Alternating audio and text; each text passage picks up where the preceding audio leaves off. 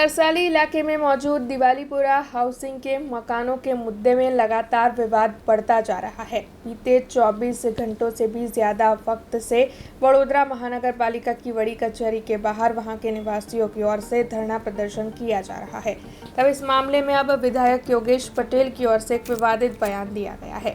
दरअसल इस मामले में वडोदरा महानगर पालिका दो धारी नीति अपना रही है, ऐसा विधायक योगेश पटेल का कहना है।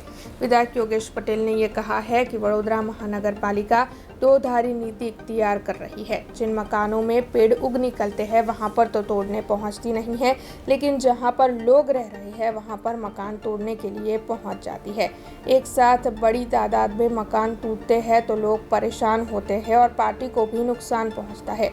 हालांकि वडोदरा महानगर पालिका की ओर से जो सचमुच जीर्ण मकान हैं उन्हीं को तोड़ना चाहिए, ऐसा विधायक योगेश पटेल का कहना है। और बाकी मकानों को मरम्मत करवाई जानी चाहिए, ऐसी बांहेधरी लोगों के पास से लेनी चाहिए। तब विधायक योगेश पटेल ने इस मामले में क्या कहा है, आइए आपको सुनाते हैं। જે હાઉસિંગના મકાનો છે એ 5000 જેટલા મકાનોને વડોદરા સેવા સદનના કમિશનર દ્વારા જે નોટિસો પાઠવવામાં આવી હતી કે જે જર્જરિત મકાન હોય એને પણ તોડી નાખવાના।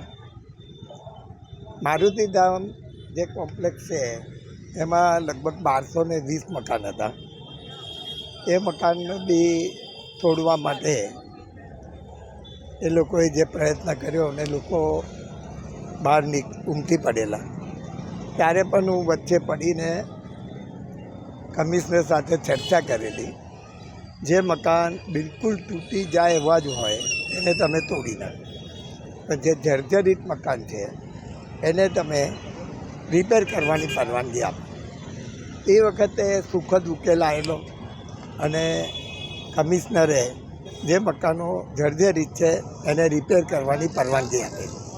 આશ્ચર્યની વાત એ છે કે 12 જેટલા મકાન હાઉસિંગ બોર્ડ પાસે બહુ વર્ષો, ઘણા વર્ષોથી એ મકાનમાં ઝાડ ઉગી ગયા છે, ગંદકી છે, એને તોડવાનો સમય નથી એમની પાસે, પણ જેમાં લોકો રહે છે એ મકાન તોડવા માટે પ્રયત્ન કરી રહ્યા છે।